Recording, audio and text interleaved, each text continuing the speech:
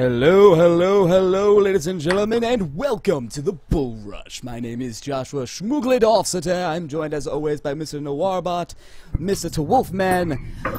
How are you guys doing today?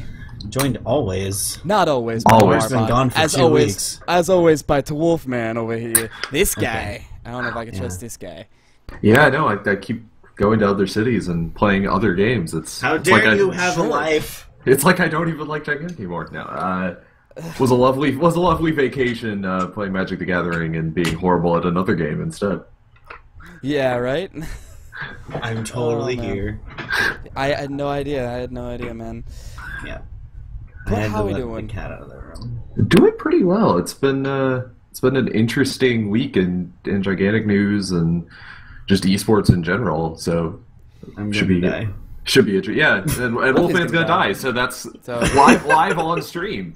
Yeah, live on stream. Donate Like- right now. We need that like- funeral fund. That's horrible. Don't say that. And later on in the my. show, we're going to be giving away Wolfman's keyboard since he's going to be dead. Yep. Oh Yes, yeah, I'm that's giving the that away. thing. That's the guilt. That's the thing. It's your keyboard, right? It is his Yeah, keyboard. Totally Yeah. this one. No, we are going to be giving away a keyboard. This gigantic Bull Rush chat cat. I can't talk today. I'm sorry. Check it. Yeah. Yeah, Right? with much thanks to Overclock Club for providing us some cool swag to give away to you people. Yep. There Yeah, is that man. lovely keyboard that we're going to be giving away. So if you guys want to just go ahead and stick around, we're going to be doing that at the end of the cast, right after we say our goodbyes for the people watching the VODs. And we'll go ahead and run that just afterwards. Well, we're going to jump into our topic for today. There was the big patch last week. We didn't get the chance to talk about it too much because we had something else planned for the cast. But we do get to talk about it now, and we've had a full day's worth, at least on the other test, and now a little bit on this week's test to kind of get a little bit of a feel for the changes. Yeah, Number- really early morning this morning for Yeah, for the some of us. testing start. Yeah, I was up at 7 o'clock. I'm like, there's no way it will have been started already. I walked over and I'm like, oh, hey, playtest's on. Wow, Awesome. Yeah. it was really that early. I Yeah, didn't well, even know. yeah, 7. It was like I think it was like what 5 or something Pacific. It It started. was ridiculous. Yeah, Oh it was my like 5 or God. 6 Pacific. I had woken I- up early before it was supposed to start, and I was like, okay, let me just go ahead and try and I can log in. Let me look at the Vox. Oh, yeah, there's people. Guess we're playing. Yeah. Cool. I spent my morning exploring the mind of my 6-year-old niece Sophie, who has taken a liking into being part of theater and acting. So my mom, of course, had to bring up the Beauty and the Beast play we did in my junior year of high school, and we watched the entire thing. So that was a fun morning. There was nothing And, quite as embarrassing as watching things you did years ago. See, it was That was still an a awesome good show. show, though. yeah, it was it a was still an great awesome show. show. No. Anyway, But we are going to jump into our first topic now after Wolfie's done with that weird. You were asking how my day was. I was answering the question. I was okay? done with your day, okay? Like, Okay. Obviously, my day is not important, but you know. oh, man, no. First big change on this whole list is the stamina changes were made over to Gigantic, where there were a number of adjustments done out of combat, sprinting cost and stamina regeneration, saying that out of combat, your cost for stamina is 8 stamina per second, rather than the previously it was where 12 per second or 18 per second. No, that's the that was the For in in combat, yeah. Yeah, it used to be a lot more though, wasn't it? It was like something like that though. It's still better. It was the normal in versus out of combat. Yeah. Yeah, The- I mean, this yeah. gets back to the just in general. This there's been some stuff like stamina usage numbers where we haven't actually had a good number on it before. It's like, so like I don't actually, there's probably if we dug back through the patch notes, there'd be some mention of what the old cost was, but there isn't.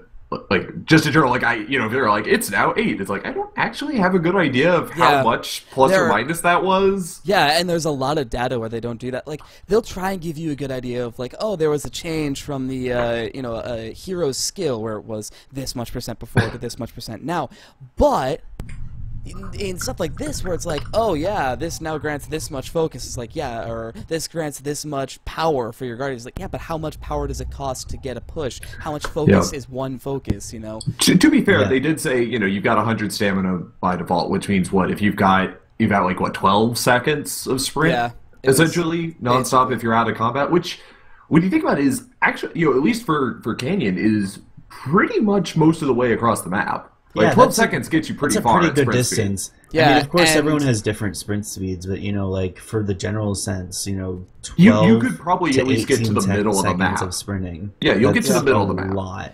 I mean, the quote-unquote baseline speeds chart that Equinox Fox did for Mistforge even shows it's 16 seconds to alter at a sprint. So, I don't remember which hero he's doing this on, but I'm assuming that's like a good general Margrave. average. Margrave, really? Oh, so actually kind of on the slow end then. On the slow end, Yeah. yeah. Is that, that's just sprinting, no movement abilities, right? Yep, yes, I was there when he was actually doing it. We were sitting on the Nice. team box, and he was talking and doing it.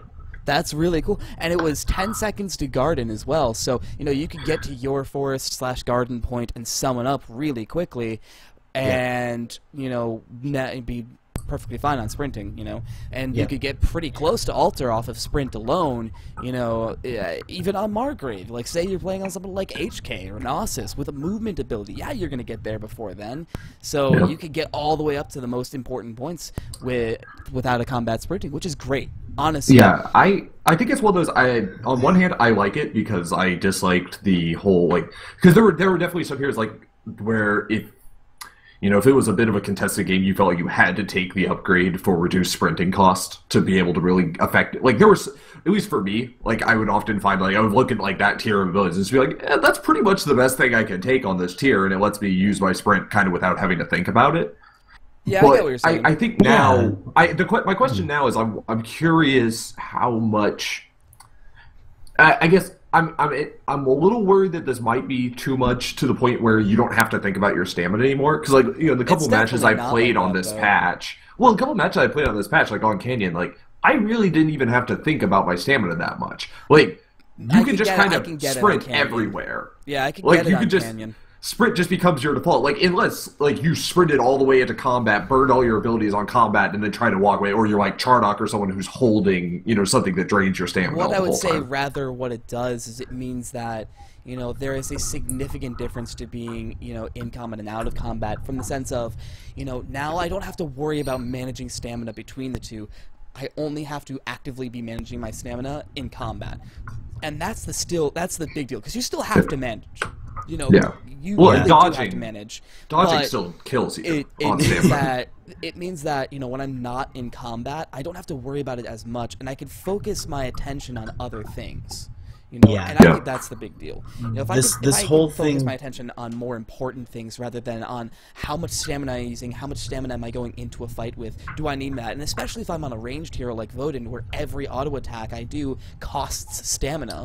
Yeah. So I have to be very sure that I'm going to get into a good position and be able to use my auto attacks and still have the ability to go ahead and get out if I need to. That's huge in fight, but what this really, really helps is meaning that I don't have to worry about going into fights without stamina as much. And that was a big problem. It's Yeah, like, say that's what's that's happening, where this you know, whole thing kind of stemmed from. Yeah, was it was brought up during one of the round tables a while ago. It was just people always thought that it was just weird how you jump off your pad, jump off your airship, and then you're going to defend a point that they're pressing hella hard, but you have to sprint there to get there in time, and by the time you've sprinted there, you've used all your stamina, and this change has kind of made it that way, so you're not having to worry about that. I mean, you're still able to- still yeah. burning at least half of your stamina bars, and definitely on Canyon you can get there about half of your stamina bar down. Mistforge, you're still at a point where getting to altar is more than a full stamina bar's worth of sprint if you're I'm not fine someone with like that, Tydo. though. I'm fine with that, though, because when it comes to altar, that is a huge thing on all Yeah. ends, and especially off of first jump. It shouldn't be easy to get to altar from first jump. It shouldn't be, oh, I can go in there with half stam. You should, rushing the point should have consequences. You know, in my opinion, you know, and there's a lot of people that would disagree with that. There's tons of people who would disagree with that statement, saying no, you know, you should have some stamina to go into it. But honestly, I feel it adds a bit of nuance, you know, to the competitive players, but doesn't really affect the casual players. And I think that's the big thing. Is like, you know, a casual player is not going to care, you know, how much stamina they're going to go into a fight with, you know, all the time. But with competitive players, it adds that one little bit of nuance, and it really allows, you know, for that competitive scene, that sense of mastery to really step up. Yeah, it's been. I mean, I feel like a lot of the competitive scene is kind of really indifferent about it, but the casual scene, like, they absolutely love this change. You know, they've always been saying that managing stamina has been like kind of difficult for them to understand. And I feel like a lot of this stuff has to be kind of tested and balanced just by numbers and such. Definitely. But I mean, right now it's definitely like I think it's a good change. This is a step in the right direction. Yeah. And in addition to that, they also did some dodge changes as well, where, you know, you can now dodge through other heroes. And from what I was noticing, it's not just allies, it's enemies as well. You can go through enemy heroes when dodging, which I have used many times to great effect against people, you know, in this playtest, the last playtest during Guardians Arena, when I have somebody on me, and say it's like a Gnosis who's on me, they're fighting me, and then I turn and dodge through them, and now I'm behind them, and they missed something big. My one worry about being able to dodge through enemies is it makes for the situation, because I had not realized that you could dodge through enemies, but that actually explains a lot of my confusion this morning, because I was getting wrecked by a Taito who I think was taking advantage, because I would be, you know, looking, you know, he would be coming at me, and he would, like, you know, come towards me, be attacking me, and then would, like, move past me, through me, and I have to, like, burn a bunch of time, like, turning around to hit him, and he would just dodge back through. So I was spending my entire time just turning back and forth. Well, he was just like, dodge, attack, dodge through me, attack. It's like, I mean, like, I appreciate his mastery of being able to use the mechanics to kind of abuse them that way, but it is a little, like, since this isn't like a top-down game, like, I feel like something like, you know, if you're talking about like Dota or something, like, being able to walk through heroes, like, it doesn't really matter, right? Because, like, your auto attack still, you move your mouse, like, you know, a centimeter, and you're still targeting them. That's not a problem. But, like, in a game where, like, turning around is actually kind of difficult, being able to dodge straight through someone actually provides you a lot of advantages. It is a big deal. Especially for melees that don't really have a problem. Like, when you're melee, you don't have to really turn as much. Like, a lot of them have, like, wide cleave radiuses on their attacks. Also, as well, like, for people who have the ability to do this, adds a little bit more of that kind of ability to cliff game people. Because, like, say you're playing in the end, and a Gnosis decides, you know what, I'm going to knock them up with my Q before they can cliff game me, but now you've dodged through them and immediately turn around and cliff game them. I actually done that a couple of times with Voden. I've actually done that today. I'm a little curious, and this is something that this will be borne out in testing probably. I'm curious what happens if you, like, dodge through someone that's using, like, an ability, like a charge ability. Like, if you dodge through, like, Gnosis's Gore, because normally if it hits you, it would knock you up. Yeah. Like, it would stop short knock. Like, what happens if you dodge through him as he's charging? Do you get, like, invulnerability frames for a little bit, and you just kind of phase through? Is this Dark Souls where you can just ignore everything? For me, I've actually seen it both ways, and I know the reason why is normally if you haven't done what I did, if he hits you with an immobilize or an interrupt or anything, it's going to stop your movement. Sure. But he hit me with an immobilize as I started the dodge, and I had the when dodge cleanse talent, and it cleansed that mid movement. Yeah. Interesting. So it was an interesting situation, and there was one time that I did that. So it has to be timed right. What basically it is, they interrupt you and then you dodge and it's fine, but it still will interrupt you if you're mid dodge and you're supposed to be going through them, but they hit you. Yeah. One thing I would like to throw in, like, we moved a little bit past on the patch notes. Respawn, finally, if you ace the other team, they get a penalty for it. Yep. I am so happy. 10 extra seconds onto the other team's death timers if the fifth person died. Yeah. That is a massive deal. So many games in Guardians Arena, I have heard people in the chats being like, come on, don't die, we don't want that 10 seconds. And, Yeah. well, is and so it's not even so much the extra 10 seconds. It's like you finally have a thing, and we'll discuss whether or not this actually is going to lead to anything changing in the meta. But like it finally feels like you're rewarded because like usually if you're killing 5 people, it's a long drawn out fight because there's actually not a lot of abilities in Gigantic where you can just like insta kill 5 people. Like it's actually relatively hard to do. Yeah. And so usually that's going to be you killed like 3 people with a Charnock ult, and then you picked up the stragglers like or more later. accurately, a Mozu fight, Or a just Mozu fight, ult or just decide to ult but like all you of you. usually still don't get a 5-man ult with Mozu. Like unless the other team is playing really poorly, you're still not going to get a 5-man. The big Or deal your with it Margiv's though, a boss and when- just stuns them all. yeah, the big deal with it though is like with the whole respawn timer is when you see those aces happening and they grab that 10-second spawn, it's actually later in the game. And Yeah. obviously it's because, the longer you are in the game, the longer the respawn timers are, so it's easier to get that full ace than it is in the earlier game. So that's when everyone's starting to think about it, and that's, going back into the big argument of permanence, that's when everything becomes so much more permanent. But, And like, I it's feel- an accurate way of kind of climaxing the game to that point. See, I feel like that's kind of the opposite of the problem, though. Like, I feel like that ends up solving a problem that doesn't exist. Because, like, we didn't have a problem with being able to close out games and get permanent advantages after acing people during Clash. That wasn't a problem before. I mean, really. I mean, like, mean, yeah, if you've been on the forums and watched the lovely Thuggles v Ampersand game, where they were up 2 pushes to our none, and we still beat them in Clash, being able to close out a game in Clash is difficult. It's just... Well, sure, but I mean, like, what I'm saying is, like, an ace during Clash is already a pretty big chunk, and, like, Yeah. because Yeah, everything's yeah. close enough together, like, you...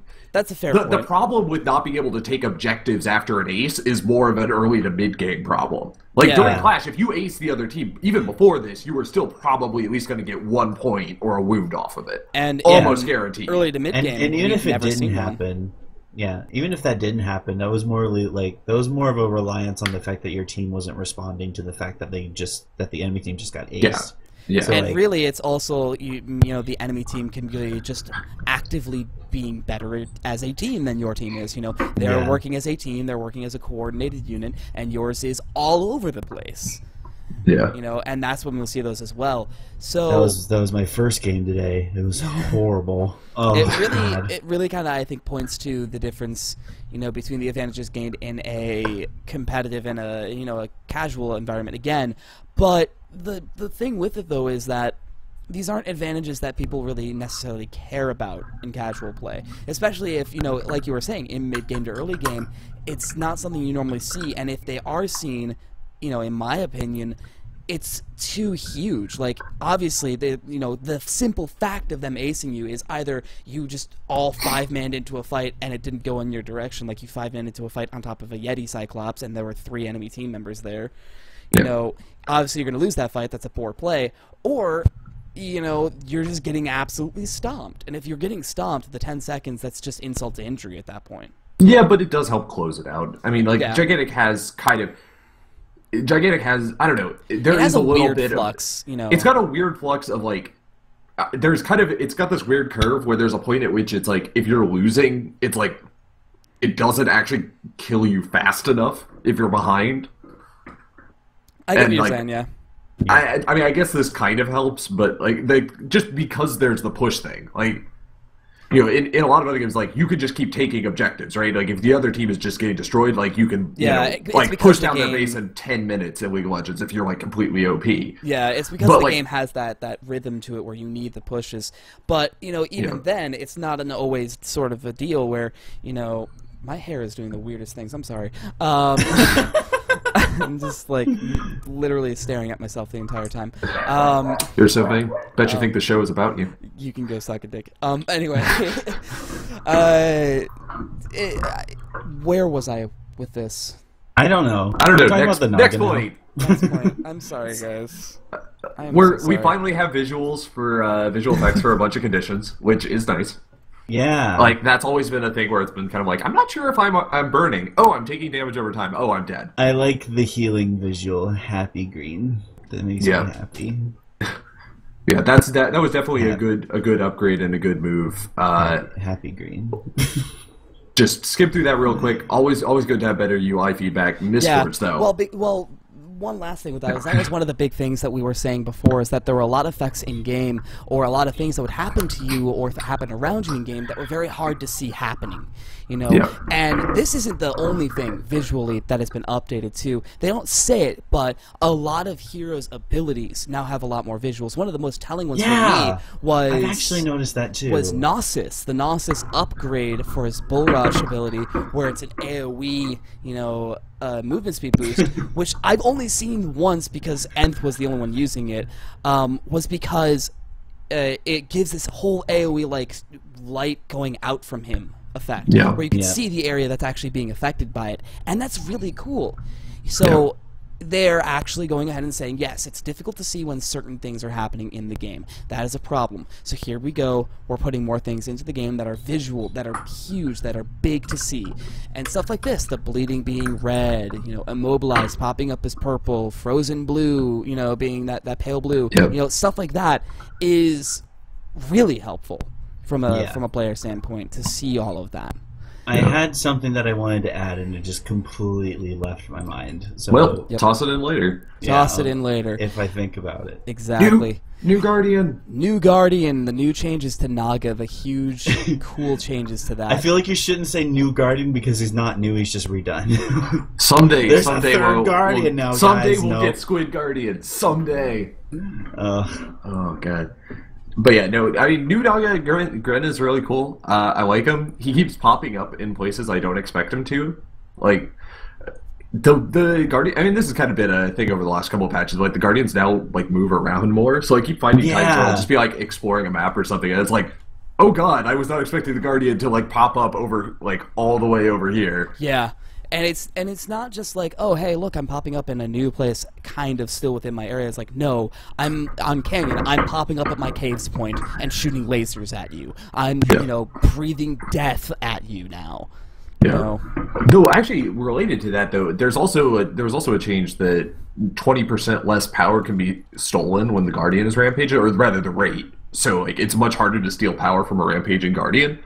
Yeah. I feel like that change is almost a little irrelevant because it is already so hard to steal power from the Guardian, I feel like, now. Because, like, well, especially during Rampage, you know? Well, the couple matches I had on Canyon, like, it was like, you know, Griffin gets to the middle of the map, I'm like, oh, sweet, I'm gonna steal some power. I'm used to just stealing power from Griffin. It was like, yo, insta-smash me for, like, half of my HP, and I dive to, like, 3 hits from the other team. I'm like, oh, I guess I will just not be in the middle of the map ever during a Rampage now. I'm perfectly fine with it. Because, I mean, totally honest, I may be in a minority here, but I think the power stealing mechanic is stupid. Being when they're on Rampage, I don't think you should be able to steal power from them when they're on Rampage at all. I mean, I'm okay with them getting rid of power when you get steal. those defensive shields, like, it kind of makes a big difference. It does make a big difference, but it doesn't make sense that you can steal power from a Guardian at full power, because then he's got all this strength, this ability. Like, yes, he's going to go ahead and attack the enemy Guardian. Why is he still vulnerable enough to lose power from us?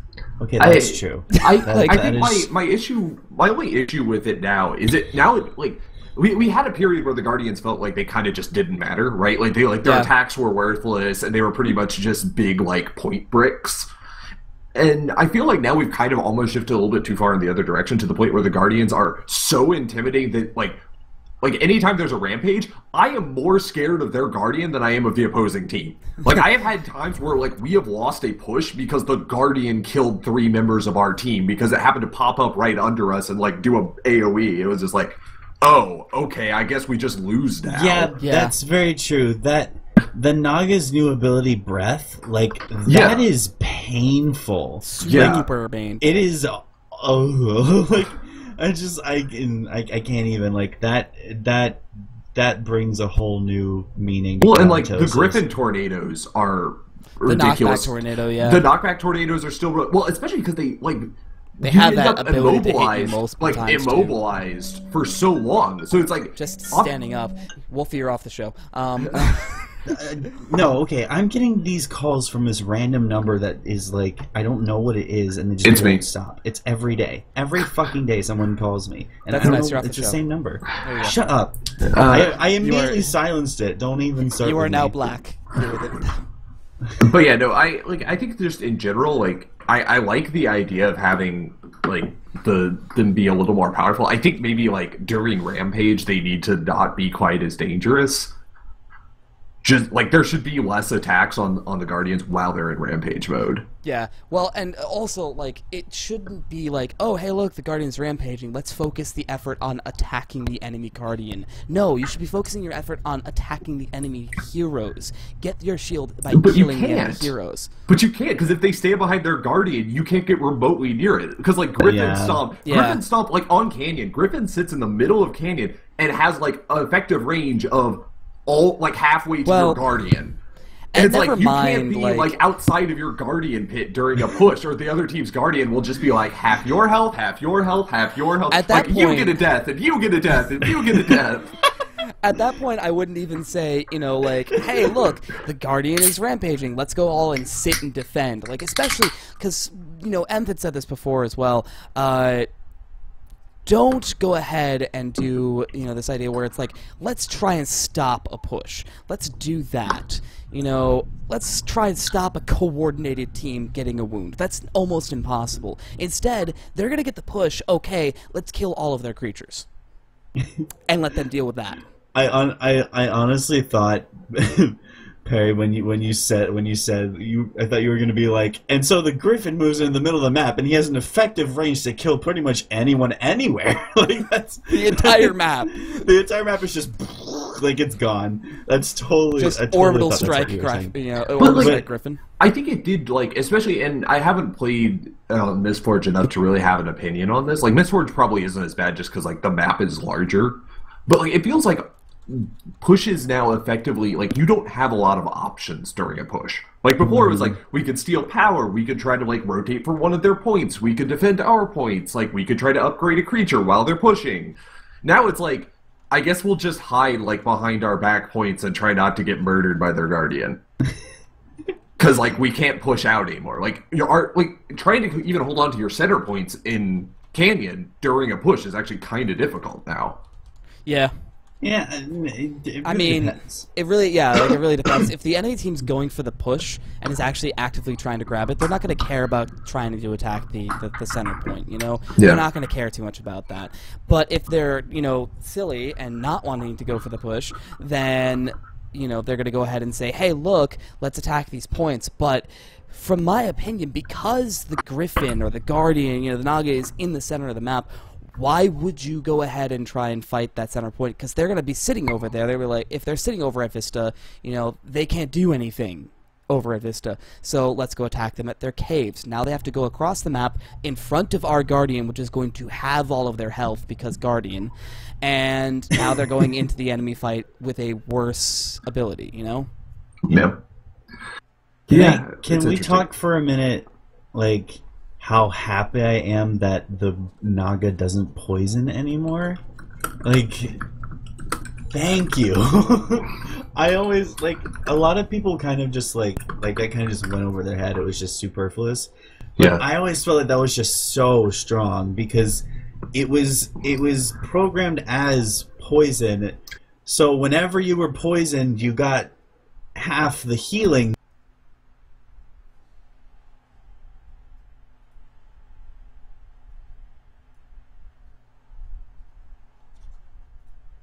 Before it was like you got hit, but then you also like before it feels like you like got hit for, you know, some damage and poison. Sorry about that, ladies and gentlemen. I just disconnected from the mumble for some strange reason. Rip. Wow. Yeah, it wasn't the mic died; it was the mumble died. Smooth. Very strange. So are you, make sure that you're re-recording again. There you go. Yeah, there we go. That was very strange. Anyway. But yeah, I guess move on to new creatures. Well, not new creatures. Naga doesn't poison anymore. We're still going a little bit on Naga as well. You know, the new model's kind of cool. Okay, whatever. The no poison is great, but it still does a slow now, and that instead of the poison, it's a slow instead of the poison. So it's like, okay, I guess if I'm hit by this, I'm not going anywhere, and if there's enemies nearby, I'm definitely dying. Yep. You know, it's those sorts of things. Guardian OP. But yeah, let's move a little bit along. The big next deal was creatures. The big one was the shield that they gain when when they return to their points. They gain a shield against all incoming attacks until the shield is broken. Which takes, say a good example is a Voden auto attack. A Voden bow shot at full power normally should do around 200 damage. Against a shielded opponent, it's doing 50 to 75. Yeah, that's great. I love it. I personally. do not. Why? Almost. Oh. I feel like these creature changes, like if you look at like almost this entire change list, all the creatures get this 500 HP shield. They now have triple health regen rate when they're out of combat. Okay. They're invincible when they're teleporting during right before clash. They start at some amount higher health. So it's 33% to 40% starting health and 20 to 33% for adults. So they're essentially all the creatures are starting off tankier, regain HP faster, have a shield, are invincible right before clash, and then almost all of them got an HP buff as well. But I mean, what does this accomplish, right? But so I was talking about earlier, hey, now they've got this extra 10 seconds that gets put on when you ace the other team. You might actually be able to take an advantage off of a fight. Well, you still not can. if the other team has the problem now is you can't whittle down during clash you can't whittle down the other team's points because the HP regen rate is insane. I was part of a game the other day. We had completely stomped the other team. We were wrecking them. And they had one large adult Drake in the back point during clash. And we were we're gonna push in as 5. We got it down to half HP, went over to try to pick up a wound. Picked up a wound on their point, on their guardian, went back into the caves to try to pick it up, and it was already back to full health again. Here's and we just wasted 15 seconds trying to beat on this. Here's the thing, though. The problem is all of this means that all of these creatures are now incredibly, incredibly permanent. Much more so than they were before. Because now you actually have to... I say it is, because now you actually have to say, okay, we're going to focus on taking this objective, and we're going to go ahead and destroy this objective. You are now the base of all base right now. Oh my god.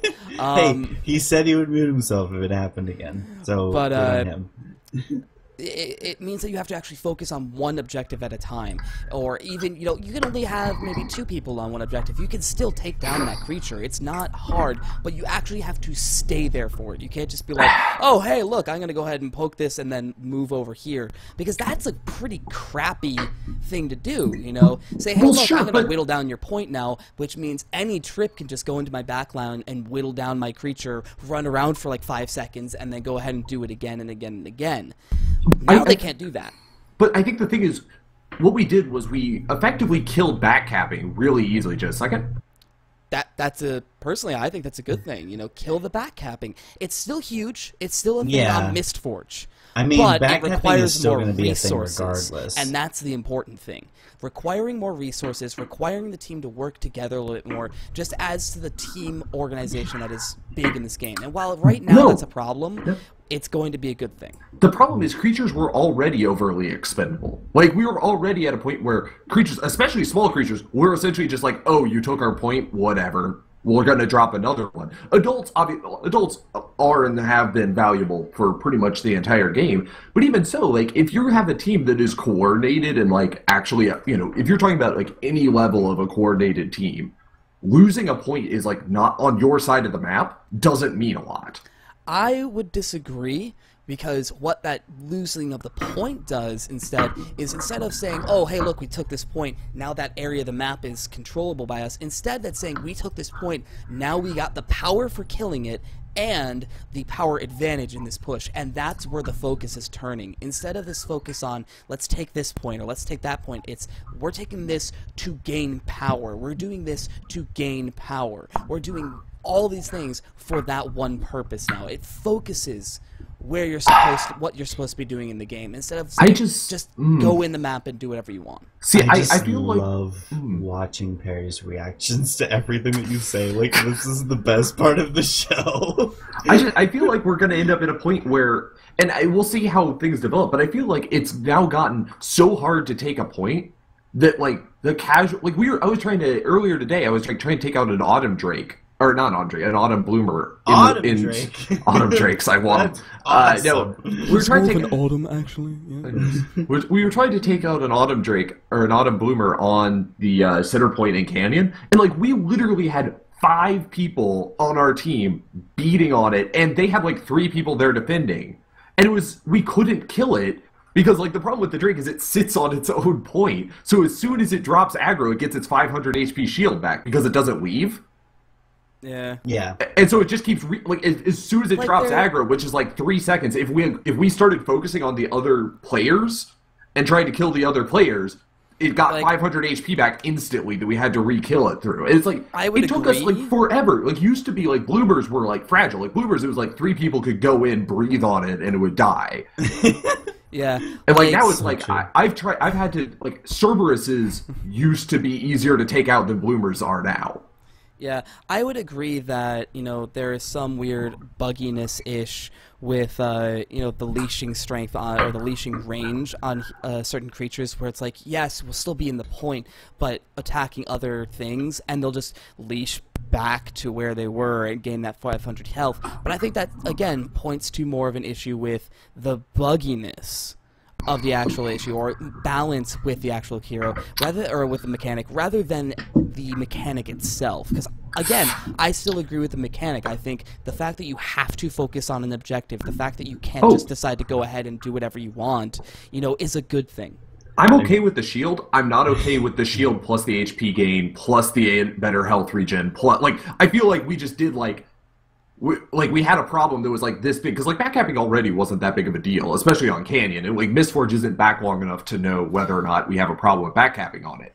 And so like I feel like we're at a point where it's like backcapping was, maybe it's a problem, maybe it's not, and it was like swing the banhammer at it, like fuck backcapping. But like we're just going to make it so creatures though, are like indestructible raid bosses now. Have fun. But here's the thing, though. I would still say that backcapping was a thing, in Canyon, and, more of a thing in Mistforge, definitely. Less so in Canyon, yes, but it was a thing. Ampersand, when we were on Canyon, that was our big thing, but it wasn't just, oh, hey, we're going to have one person go back and backcap, which has been traditionally what backcapping is, one person goes back and takes those points. No, now it's instead, hey, we're going to go ahead and they're doing this thing here, fine. 2 of us, HK and Gnosis, go back and take their pools. That's Why? just a Because we can. That's like a team rotation, though. Like, that's like if you're committing like 2 to 3 people to it, that's just your team is going to take an objective. And I would again say that that's a good thing. I think there are a lot of people in the community that say no, backcapping is bad. It is a bad feeling mechanic. It promotes very bad behavior from a competitive team play oriented game perspective. I think so if you had one person doing it, I think is a problem. And I think, like we could get rid of that. And I think the 500 shield alone, or maybe like a little bit more health regen, but like tripling the health regen plus an immediate 500 HP shield if it disengages combat is just like, that's like, we want you to have to commit 3+ people to kill even like a young creature now. Yeah, and I would say if they decided to go ahead and do the thing where it was like young creatures now have a realistic limit on how many you can utilize, then I'd be fine with all the changes 100%. Like, I'll agree, it is a lot harder than I feel like it should be to kill a young creature, but that doesn't necessarily mean, for me, that I don't like the mechanic or where it's sitting right now. And also, the new initial quick thing. The new initial starting health, like the raised starting health on creatures, like we were summoning, like we had summoned across on the other team's central point on Canyon at one point, and like while it was summoning, the other team was beating on it and literally couldn't kill it in the amount of time it took a large service to summon on their side of the map. Like, it had so much HP, and it was gaining... We didn't even have a healer on it. That was just, like, passive health gain plus the new initial starting health. It was like, they couldn't kill a Cerberus Majoris before it summoned in with, like, 3 people, with, like, an Amani chain sniping it. Yeah. I see what you're saying. I think, really, though, this argument is the argument between the casual and the competitive player. glad that I am part of this conversation. Yeah. I think this is the argument though between the casual and the competitive player, and realistically speaking, it's going to be something that's hard to reconcile, and we could probably do an entire show just on this argument alone. So we're going to move on a little bit. Okay. I just want to say really fast, I'm in the middle point between both of your arguments. Okay. I think that it's a good point to push to stop the backcapping, make it a little harder, and make it more of a team effort. But at the same time, I do feel like it was a lot added all at once. Like, you know, a base health increase, like, yeah, okay. But now we have a shield, and now we have lots of health regen. It's just like, you know, I've made this point before where it's like adult creatures should be treated as if like they're your lord and savior, like they are extremely important, you know, so it makes sense that they would be hard to kill and should be hard to kill. But this is going a little too far. That's all I'm gonna say. Yep. I think anytime you see the word tripled in a patch notes, like that might be too much. Yeah. Like, I don't think there's a justification for tripling pretty much anything in any game ever. I think, like, unless it was a bug before. To be fair, what has Motiga said before? They're going to make the big changes, the sweeping changes. Let's go ahead and say, you know what? This is a problem. Let's bury it and see how people like it. You know? And we may see, you know, a couple patches down the line that this gets kind of reined in a little bit, like, okay, yeah, now it's too important to kill this. Or maybe they like the fact that it's too, you know, it's difficult to kill young creatures. And they say, but you shouldn't get, you know, 5 of each, you know, young creature or whatever. Maybe you should only get 2 of each young creature. So it's, you know, much more important to, you know, still have those. But, again, it's one of those things, like, they're going to make the big changes, and we know they are. Yeah. And I am all behind it. Yeah, it'll be interesting to see, at least. Definitely. Moving right along, there are a whole bunch of different hero changes, and we're just gonna kind of slew through the last few bits of them. The first hero with a lot of large amount of changes was Griselma on that big list of people who had changes. She had a large amount of new changes when it came to, you know, new upgrade paths, you know, for 2 of her main abilities, Portal Call and Displacement, lots of new upgrade path differences on those.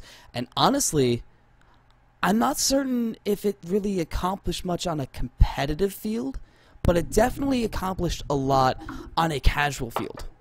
Griselma is more fun to play, in my opinion, with the changes, and I think that's the big deal with it. Before, I didn't like the change. You know, I didn't like how she felt. I didn't like playing her, but she's more fun now. They're trying to push her in this direction of, well, I mean, she's supposed to be this. She's supposed to be good at zone control and area control with those turrets and the traps with her Q that are innate now.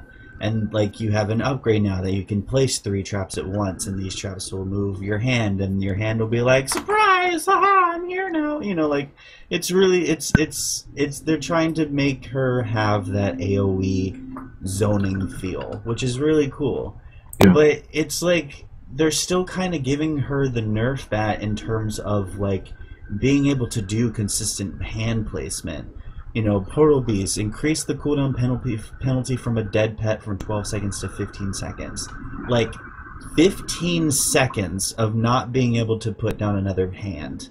That is incredibly wow. That might be the longest cooldown in the game. In my honest opinion. Like, that is whoa. But I mean, you know, like, displacement, increase the time that she can remain in her portal for a second. Like, I've noticed that. I played one game as Griselma today, and, like, I noticed the time difference of, like, wow, I can be here for 4 full seconds. So interestingly, that's bugged right now, so you still take damage while you're in your portal hole. Yeah. So it actually doesn't help. This is all I'm going to say right now. Look at that stream. That Yeah. lovely graph. This was GA this week. This last week, Guardians Arena from NA. Griselma was played once. Yep. In 68 Well, games. I don't think that's a problem. Like, honestly, at this point, I think like Griselma as a character from a design perspective is going to have a hard time being balanced in competitive play. Period. Yeah, like we've- Griselma We've will seen this. Griselma We've will be seen the this. Heimerdinger of Gigantic, and I am perfectly okay with that. And at this point, I want them to balance her for fun for casual players and just like not even care if she's viable and competitive. Like point. it's a roster of like what, like 15 to 20, you know, at launch, let's say. Like I'm okay with one character that is like totally not viable and competitive tier and is just there for fun. Yep. I mean, we've seen Zenobia, and I was reading chat. We've seen Griselma in like a really bad place, like in terms of having a little too much damage, and we've seen her in a kind of place where she is now, where it's like it's really hard, but she has potential, but you don't even know. But like, it's so completely dependent on like very specific things, like. It's just she's just in a weird spot, and she's probably always going to be. And my phone, it needs to fucking shut up. but like, you know, Griselma, the changes are like, I feel like they're in a push in the right direction, but like in the wrong direction. It's weird. She's just weird, and I want her to be better because personally, I do actually like the way that she plays. And, like, I would like to get better at her and see her do better. But right now, it's just really hard because, like Nth said, and who has better zone control? Zenobia. Like, you know, by far. said And that, yeah. it's not even that. It's, like, she provides all that and then more. So, like, she can do so much more. And then there are other heroes that can also do zone control. And I'm going to kill this thing. Just put it in your pocket. Man. Put it in your pocket. No. But that's all I really have to say about her, honestly. It's just we really need to see where she plays eventually. And they've done a lot to try and help make her feel better and give her the ability to do a lot of different things. You know, with the displacement upgrades being changed, where you have all these lovely, the exit strategy, the teleport forward or teleport to your nearest trap, things to get her out of a fight better. You know, the ability to change where your portal beasts are at and get your portal beasts where they need to be. You know, these things are, in my opinion, are all super helpful to kind of make her feel better and have the ability to counteract her biggest flaw, which is, you know, she has to control areas, and if the enemy team decides to fight on a different area, now she has to move. Now, the maps themselves do a little bit of that as well. Like, you know, Canyon, it's like there's two main rotations and one spot they can sit to block both of them as Griselma. But that spot is between points. So it's like, okay, whatever, you're not sitting at points, whatever. But the big thing is on Mistforge, Griselma's main important place to sit is on Altar, which is because that's the most important point. Well, you can win games off of staying at Altar. Was the most important point. We're not, like, honestly, we haven't played enough on New Mistforge to know. I would still say from, you know, Guardians Arena last week being on Mistforge, the weekend playtest last week, and the little I played on Mistforge this week, that Altar is still an incredibly important point. You know, that's the one most people will start fighting over. You know, that's the one that a lot of people want to have, but it loses, you know, this is the one thing I saw, you know, even before these changes, way back when, it loses its importance in Clash. You know, other points start taking more preference in Clash, you know, where there's those 2 points down on the bottom that are incredibly important. We call them bucket. For Team Ampersand, we call them bucket. Those points are incredibly useful because they're all so close together, and with the power orbs, having those dead means that you now have a big advantage, and that the ability to, if you grab one of them and both of those creatures are dead, you can grab the other one. Yep. So, you know, having the ability to lock down one of those points as Griselma on Mistforge is strong. But, you know, as was said before, you know, earlier today, Big Cinca said this when he was playing Granny, she just doesn't feel as important in Clash. Yeah, well, and Yeah. I think Granny also has the problem where if you have a coordinated team that goes against her, or if we ever have like pick bans, you're going to have a problem where there are people like Charnock can and to a lesser extent Zenobia can effectively just like burn down her hands, and at 15 seconds each hand. Even people like HK or Mozu Yeah. have the ability to really just decide to say, hey, look, no, screw your hands. Voden definitely has them. Even if he doesn't get the poison upgrade to spread poison around, just walking up to them, placing poison, and super jumping out is capable enough, because by the time you do that, they don't do enough damage to really make it worthwhile unless they're slowing you, So... All those things, yes, it's easier to kill the hands and easier to do those if you counter them properly, but really you have to counter them, or else you're just going to kind of waste your time. And I think a lot of people know that. And like Nth said, Granny's hands are by far the weakest part of her kit. It's the part that her entire kit is organized around, in my opinion, 'cause that's what her hero was organized around, but they're the weakest part, because they just don't do enough. They're a I wouldn't liability. say they're her weakest part. Yeah, I would say that. Like, They're a they liability, can be yeah. strong, but they're a crutch at the same time. Like, because the hands are only really strong when they're all together. And when there's a lot of damage that's AoE right now and like kind of splash, like even just with melee heroes, if all three of those hands like get damaged and one gets destroyed and then another, you're getting that constant reset from being able to put down another one. Like that refreshes as your hands die. So like it goes from 15 seconds to upwards to 30 seconds or longer. Like you can't summon a hand, and that is the integral part of your kit. It's a crutch. It's a huge crutch. And I don't think that adding a timer is going to be doing that or be putting her in the right direction. Anyway, we have 5 minutes left. Let's keep going. Yep, that's exactly where we're going. We right can run on. over. Yep, we're going to go right on over to Amani, who's the next big hero to get some super changes. One big thing that I liked was they increased her health to 1,500. I have no idea where it was before.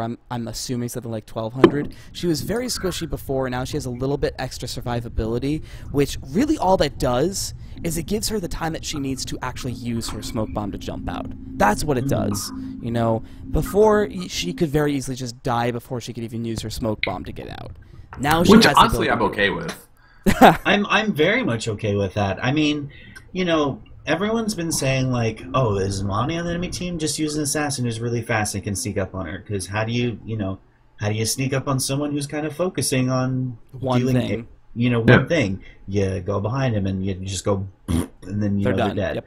But like now she actually has a chance to actually counter herself, and that's gonna separate. That's gonna leave a wall of separation between players who can actually track her while she's invisible, or players who actually can move properly while invisible. So like it kind of opens up more opportunities for players to learn how to follow Amani or to escape as Amani. Yep. I think A lot it's of- really fun. A lot of her big changes were to her scoped upgrades. There's a new upgrade on her adjustable scope upgrade set where it was you could stay zoomed in, you can get that 3x damage bonus, but now you can either go to have that every time you hit a fully charged hit, you get to keep going back to fully charged hits every time you hit, or you can have 50% armor penetration. Plus the 30% she has on her talons. It kind of remains to be seen, like how the damage numbers work out. Like, I'm curious. Oddly enough, when I was using both of them, the 50% armor penetration really only adds to an effective 50 to 100 damage on there. So Yeah. it has that nice, like on an average hero, it has that nice kind of like, oh yeah, I'm doing a little bit more damage. But what I did see it being incredibly useful for was against Guardians with shield, creatures with shield, and high tanky heroes like Margrave. Where against Margrave, a regular scope shot was doing maybe 300-400, a low end triple damage scope shot damage, and it was adding 100 to 200 damage every time I would hit the 50% armor penetration shot. Like, it was huge against Margrave. Yeah. And against those, nearly undefeatable creatures, or more accurately, the ridiculous amount of shield guardians have, it's really useful for that, what she does best, which is, I'm going to poke you and your team from across the map. I'm going to destroy your creatures from across the map. I'm going to get that push from across the map, and you have to deal with me or else you lose. So it gives her that kind of like niche play style. Still, from a feel standpoint, I like the 2x, restart. I like the reload on 2x because, I feel like I'm doing more overall damage when I can output more shots. And it gives you more options, right? Like, you can hit everyone with that. Exactly. Versus, I have 50% armor penetration. I'll still hit everyone, but I'm going to do it slowly. Yeah. And that's the thing.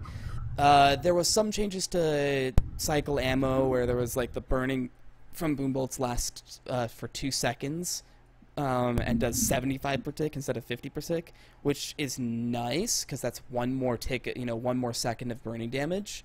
So yeah, that does a little bit more. Not like the boom, because the boom bolts honestly did need a little bit more of a reason to take them. And from a while ago, I remember way back at PAX South and PAX East, the freezing was the way to go because then you could just instantly land every single shot you wanted forever. With more reasons to get boom bolts, though, especially with the blast radius where the boom bolts ignite enemies near your target, gives you that same stuff that like Vodin has where it's, we're going to put burning on you, we're going to put a debuff on you, a taking damage over time buff that will make it so that your regen takes longer to get. So she has that as well. So a lot of buffs, in my opinion, that make Anmani a more viable choice than she was before. Because now she can fill that role of like someone like a Vodin, where, she doesn't have a super jump. Yes, she doesn't have the heal, but she does the damage over time. She does a large amount of focus damage on a single target, which allows her to fill her own role as well.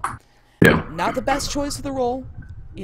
I would still say people like HK or Vodin she's in tier 3 for a reason. Exactly. Not the best choice for the role. HK and Vodin are still probably the 2 best ranges in the game because of the amount of utility and damage they can both put out. But she has a place now. Before, I never felt like she had like a super place. And Mistforge is back, which is going to help her. Yeah. The Mistforge allows her to be, incredibly strong. I cannot wait until we talk about Trip. Oh man, Trip changes. Yep. Not a lot. Yeah, not a lot. Rip. Reduce the base Just sprint speed. rip.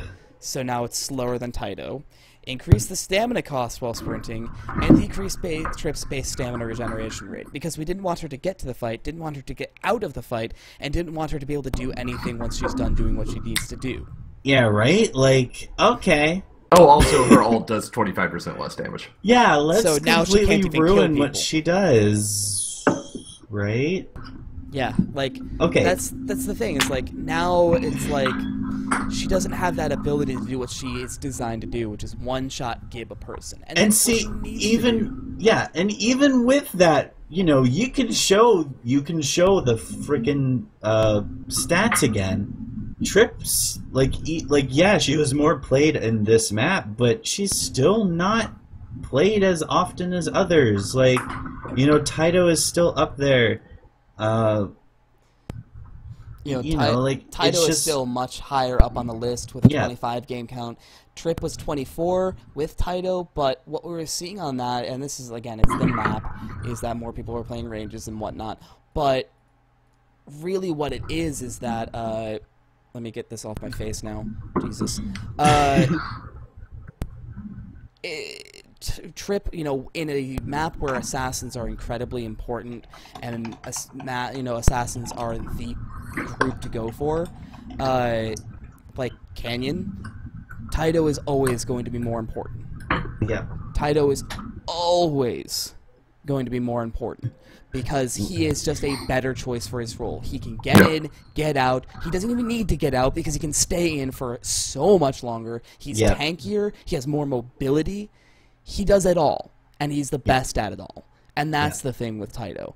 That's why Trip is not worth it, because if you see her jump in, kill her, done, she doesn't do her job anymore, so what's the point? Yep. And that's the big problem with Trip, is that she can't do her job anymore. Against Pugs, she's still going to go ahead and kill the people that she needs to kill, because they're Pugs. But that's what's going to happen. It's always been that. We've always said it. She's going to give pugs. And not this Guardians Arena, but the last Guardians Arena proved it. Yeah. In competitive play, she is not worth it. Yeah. At all, period. She contributes much less to team fights. She is Well, especially now that her ult's not good. Yeah, she's much harder to play. I personally think so. She can do a good amount of burst damage, but Taito can do just as much and more. Yeah, over time, you know. And then it's a high risk versus reward factor, which is Drip is high risk, it's and just Taito's not. It's just not worth playing her over Taito right now. Exactly. There's no reason to. Last big thing to talk about is going to be Voden's changes, because he was the last one to have a significant amount of changes. I mean, Wu had some as well, but the Voden changes, in my opinion, are really great to see, because they got rid of the Shatter upgrade, which is where if you hit somebody with a full power shot, it would cause bleeding. Yeah. Because we don't want them to ever have regen, ever. So no more bleeding for 11 seconds. Wait, was it? Oh, I thought Shatter was the one that if you missed, you still hit them. No, that was what it was a couple of patches ago. They replaced that though with the long shot upgrade, which is when powered up arrows fly faster, which is it says 10% projectile speed and deal full damage at longer range. Never Congrats, that. Voden is now a mommy. Well, but here's the thing. He wasn't the only. He was like one of the two only. In fact, actually, he was the only quote unquote long range capable hero that didn't have that upgrade. Yeah. HK had that upgrade, deal full damage at long range while fortified. Imani has that upgrade. Voden didn't. Yeah. I'm not adding Charnok and Mozu because I'm sorry, their shots don't go that far to where it matters. Well, I mean, Charnok has competitive range with a lot of these people. Mozu doesn't. But and we had said it last week, though, with Charnok, because we saw this, and Egleb said it in there as well, rip Charnok. It's because Charnok is a weaker version of Voden, really. Voden does all the same things Charnok does, but he does them better and has a super jump for his whole team. And that's the thing. But with Voden, they also decided to say, with the Poison Spores, that's too much time that you're not going to have your regen. So now it's a 6-second base time rather than the 8-second base time. And the more Spores upgrade no longer gives it to a 10-second time on that, but makes it 8 seconds. Yeah. So you still have the 8 seconds, but it's not a ridiculous amount of time. And now and then the contagion upgrade adds plus 5 seconds to actually being able to use the right mouse button again. Yeah. So it's trying to put a damper on the fact that he still does a very good amount of he can poke from afar and then even apply some damage over time from a long distance. Exactly. That's spread to multiple enemies. It's just a big nerf to strong. something. It's a big nerf to something that was just quite honestly too strong for its own good, and it was incredibly welcome. He's still a strong choice, but he's more balanced than he was before for that role. I think most of the Voden changes are totally reasonable. Yeah, and the Green Man changes, that was just making it make more sense. When it comes to hey, we want to be able to swap to your decoy with the first upgrade rather than the second upgrade, stuff like that. That's really all it was just making it feel better and make more sense. That's really it. Yeah. Wu had some quick changes, but nobody plays Wu, so whatever. No, there are a few people that play Wu, and a lot of these changes are really just, making it more difficult to do what he does. Yeah. And making it more skilled to do what he does, and that's the important part. But again, except for the part where tongue lashing is targeted. Yeah, Rezo, I play Wu, but all these upgrades to Wu is just making it the difference between mastery and whatnot, and that's a big thing. The one last thing I want to say is one thing that was put in with the Zenobia changes. I don't remember if it was this patch or the last patch, but I don't ever remember seeing the tool, the actual patch note for it. Was that her left mouse button upgrade, the sap strength upgrade? It says it here is no longer increases the duration of the weakness, though still can increase the strength of weakness caused by Gaze of Frenzy Envy. That's okay, but what it does now is instead it was a 60% weakness on the second upgrade of it. Now it's only 40%. Yeah. So now she's balanced in a sense that she has a job. She's a CC train. There we go. Yep. Now she can't do other jobs where it's like, hey, look, you're CC'd and doing no damage. Have fun with that. Now it's like, okay, you're CC'd, you're doing less damage, but you're still effective in some ways, you know.